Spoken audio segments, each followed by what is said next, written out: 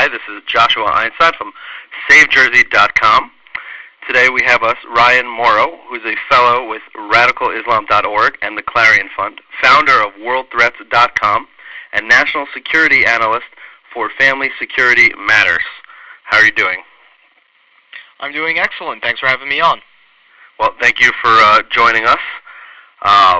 Since your expertise is national security affairs, we're just going to jump right into it, and we're very thankful that you've decided to join us and share your knowledge with us. So, I was wondering what you would say are the most pressing national security issues of the current time period.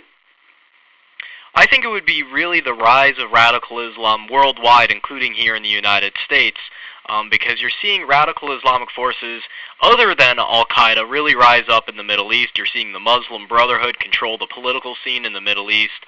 You see that they're winning the elections in Tunisia and Egypt. They're probably going to win in Libya, and they're probably going to eventually take power in Yemen, and they're very active across the region. And at the same time, you see an Iranian regime that's increasingly aggressive, increasingly sponsoring terrorism, because there have been multiple Iranian-sponsored terrorist attacks around the world since the beginning of this year.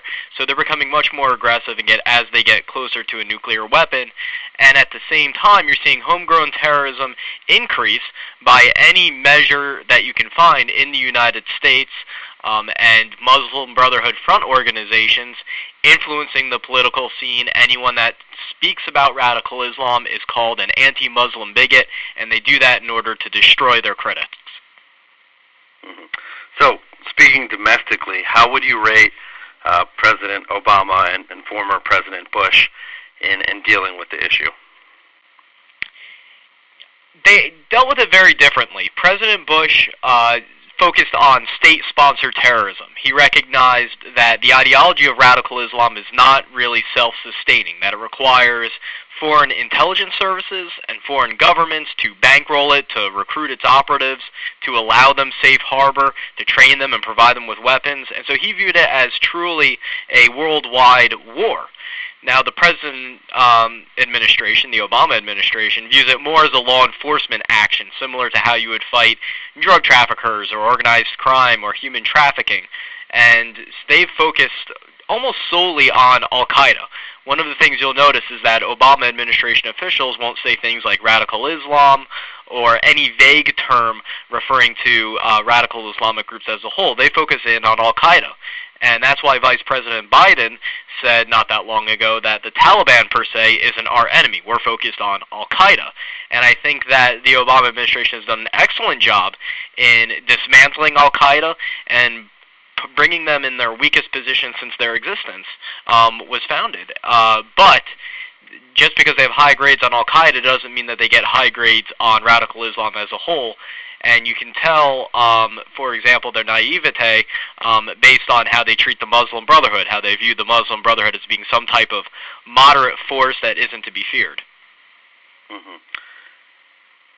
Now, before you were saying how the problem has evolved, how there's more non-state actors, and how there's more Islamic movements in different countries. So I guess, as effectively as possible, could you explain the rise and development of radical Islam for our listeners? Sure.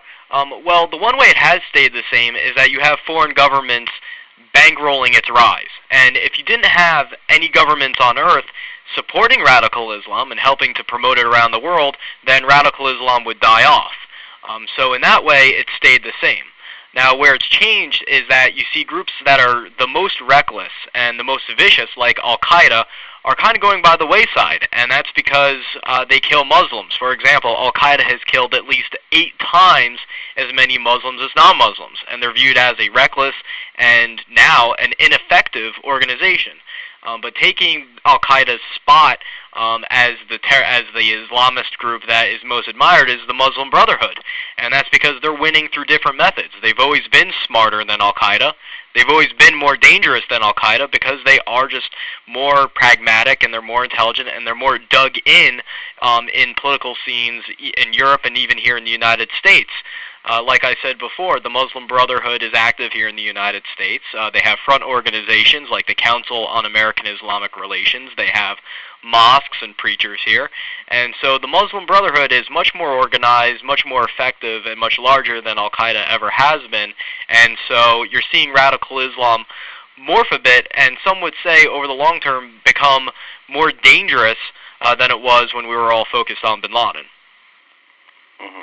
And what sort of dangers do you feel their front organizations in the West, whether I believe you said CARE in the United States or their other front organizations here or in Europe, are those an immediate danger or medium-term danger or just more of a longer-term danger? What sort of are they chipping away at our sort of legal foundation, or what's going on there?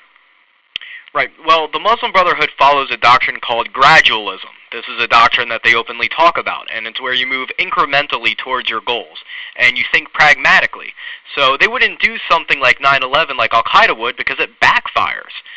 So they're able to operate within our own freedoms in order to ultimately overthrow them.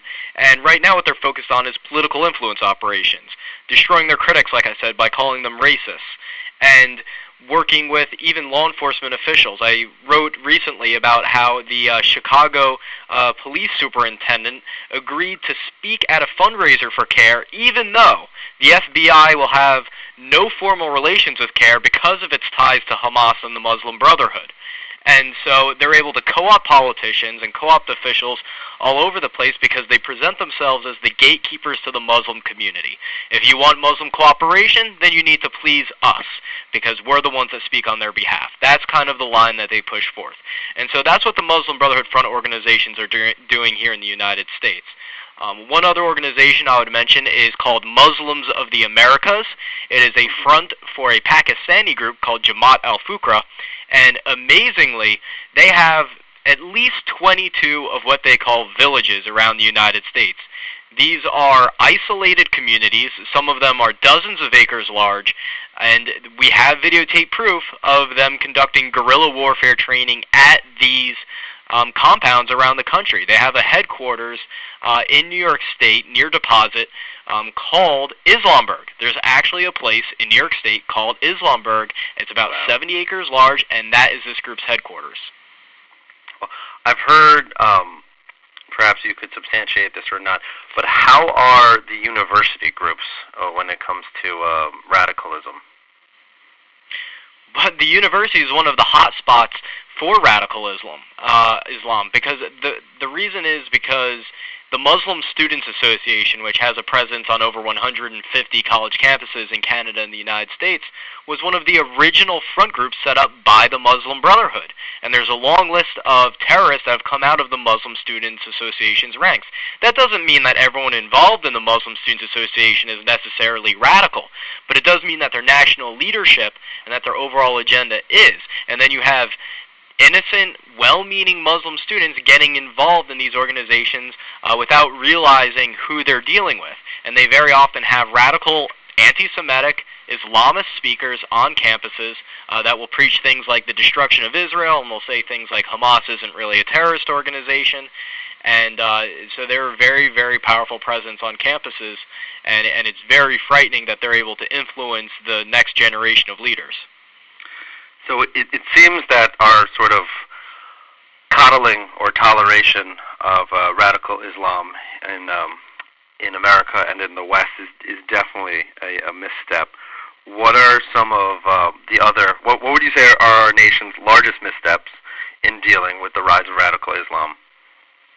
Not recognizing that the problem is radical Islam, for one. We have to recognize that this is an ideological war. It's not a war against one single group like Al-Qaeda. Because if it was, then we'd be almost finished with it. And I think that there's a lot of people, a lot of politicians that want to reframe the conflict as being one solely about Al-Qaeda, because then you excuse yourself from the obligation of having to fight this war. You can get out of Afghanistan, you can limit the war to just some drone strikes here and there, and it altogether becomes much more manageable.